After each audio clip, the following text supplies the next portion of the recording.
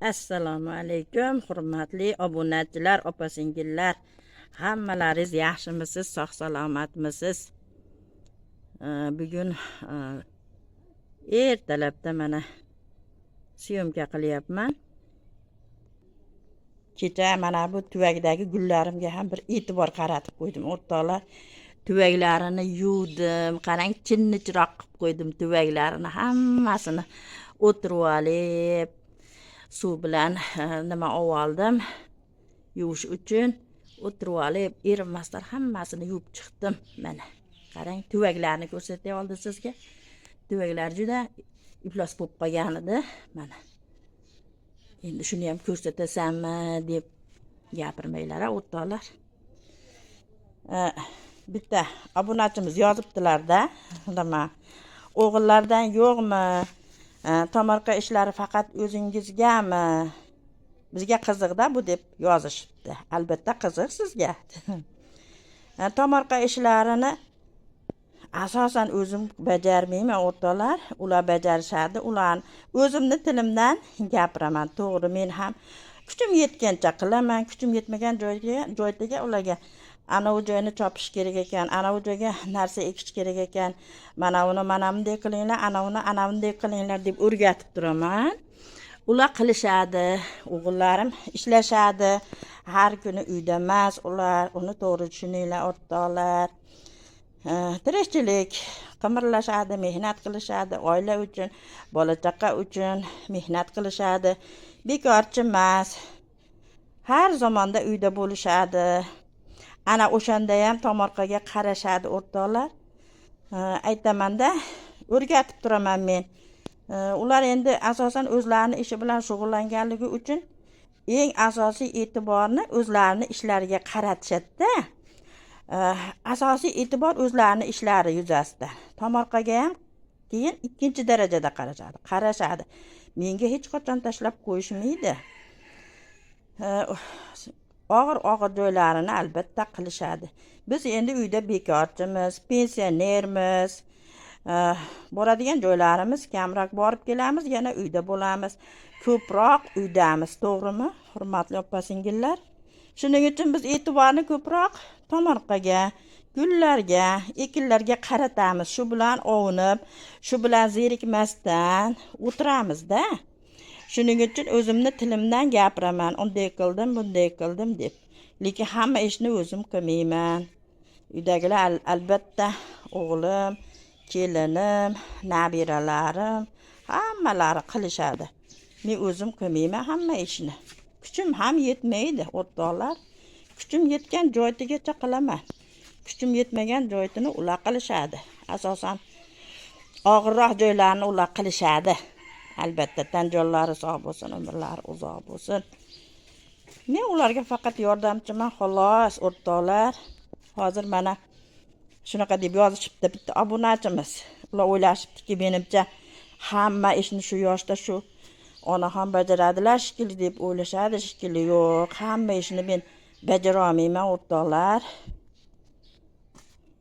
Uydagilar qarashadi albatta. Mana shu gulimni nomini o'rtoqlar ertalabdan beri eslay olmayapman. Shu gulimni mana hozir sizga ko'rsataman. Mana shu gulim o'zi bitta tuvak deydi. Mana buni menga Arafatxon singlim bergan. Men yaxshi ko'rgan edim, uylariga borsam chiroyli ochilib turgan ekan. Voy, mana bu guling juda chiroyli ekan desam, opa sizga beraman deb olib kelgan ekan. Ine keyin aytdiki, opa ko'paytirmoqchi bo'lsangiz, shoxlaridan shundoq sindirib tuvakka ekib qo'ysangiz, e'tibor qilib qarab tursangiz, o'zi ko'payaveradi deydi. Haqiqatda gapi to'g'ri chiqdi o'rtoqlar. Mana hozir mana shu asosiy mana shundan olganman. 4 ta shoxini 4 ta joydan olganman. Mana yana qarang, yangi yana shoxlar chiqadi. Mana bular yangi shoxlar. Mana. Endi mana buni ham mana shundan olganman. Mana bu birinchisi, mana bu ikkinchisi. Mana hozir ko'rsataman.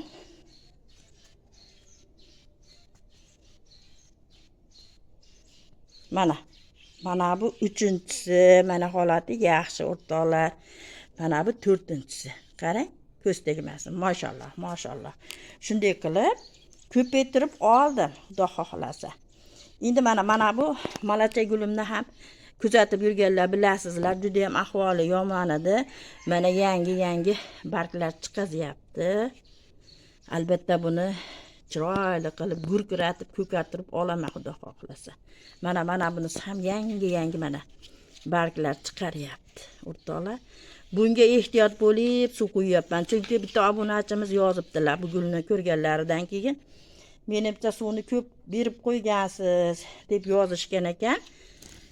Endi kam suv beryapman. Mana bu atrofidan quyapman. Avval kunimikin suv quyib qo'ydim. Mana shu ikkalasiga atrofidan beryapman. Atrofidan bering deb yozishgan ekan. O'rtoqlar, hozir kungi yomg'ir suvlaridan olib qo'ygan edim katta baklashkalarga. Hozir o'sha yomg'irning suvini beramiz. Shu yomg'irning suvini olib qo'yishni ham obunachilarim esimga solishdi. Shunday kommentariyaga kirsam, yomg'irning suvidan olib qo'ying gullaringizga deb yozibdi. Rahmat, kim bo'lsangiz ham tanjoningiz sog' bo'lsin. Meni esimda yo'q narsani esimga solib qo'ydingiz. Ko'p narsalarni o'zlaring esimga solib qo'yasizlar. Rahmat, olib qo'yganman hozir katta baklashkalarda o'sha yomg'irning suvidan hozir gullarimizni sug'orib qo'yamiz, o'rtoqlar. Mana shu gulimni qarang, nomini hech topolmayapman-da, o'rtoqlar. Ba'zida unutib qo'yaman-a. Qarang, mana endi suv beramiz.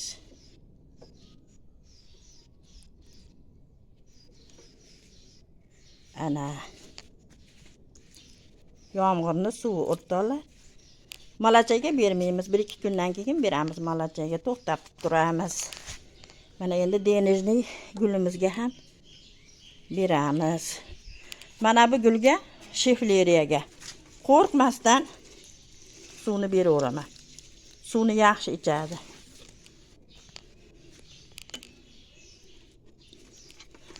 Mana bu gulimiz ham suvni yaxshi ichadi. Mana.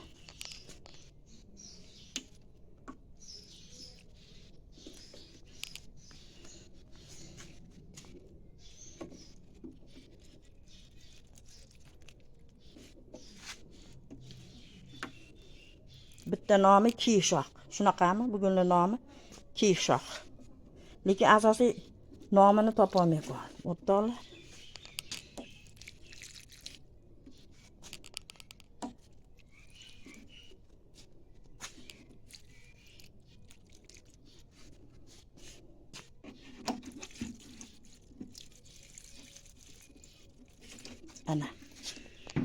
Mana bu gulimizni ham chiroyli qilib parvarishlab qo'ydim, o'rtoqlar. Tuvaklarini artdim, yuvdim. Keyin barglarini ham yaltiratib, endi juda toza qila olmadim, to'g'ri. Lekin e'tibor berib, mana chiroyli qilib pardozlab, e'tibor berib qo'ydim bu gulimizga ham. Mana chiroyli.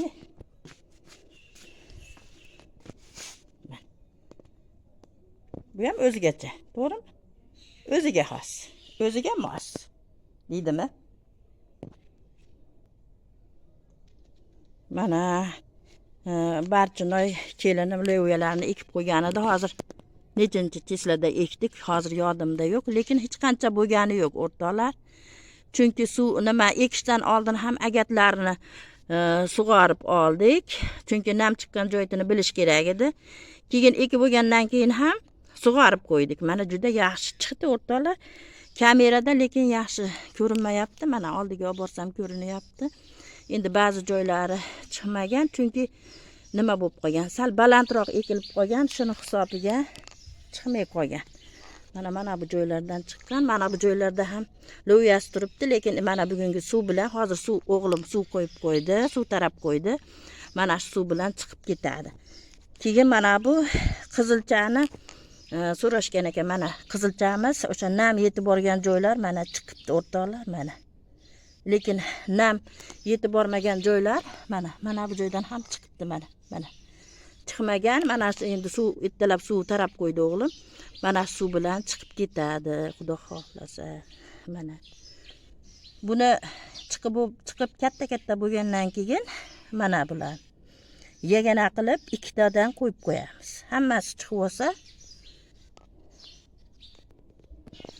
Mana shunaqa gaplar, o'rtoqlar. Endi biz hozir pensiyadamiz, ko'proq vaqtimiz uyda bo'ladi. Asosan e'tiborni shu uydagi gullarga, ekinlarga qaratamizda, kuzatib boramiz, holatiga e'tibor qilamiz. Nima qilish kerak, suv berish kerakmi, taglarini chopib yumshatish kerakmi, bo'shatgandan keyin u joylarga nima ekish kerak, biz ko'proq o'ylaymizda, chunki uydamiz, bekorchimiz. O'g'illar, kelinlar davlatning ishlarida ishlashadi. Ularni uyda bo'lish vaqti juda ham kam. Uyda bo'lganda ham darhol bitta ishlarni to'g'rilab turaman. Ana unday qilish kerak, mana edi, mana bundoq qilish kerak deb dam olish kunlari ham ularni tinchini qo'ymayman. Tinch qo'ymayman o'rtoqlar. To'g'risida. Endi ko'pchilik o'ylashar ekanda, hamma ishni shu onaxon bajarar ekanlarda deb, yo'q. Hamma ishni bajarishga endi bizning kuchimiz yetmaydi. Biz ham bir paytlar davlatning ishlarini bajarganmiz.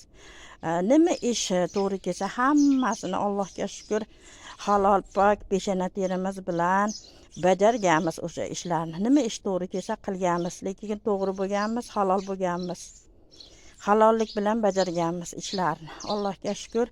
Mana shuning uchun bo'lsa kerak, sog' salomat yuribmiz, uncha-muncha ishlarni qilishga mana Alloh kuchimizni yetkazib qo'yapti.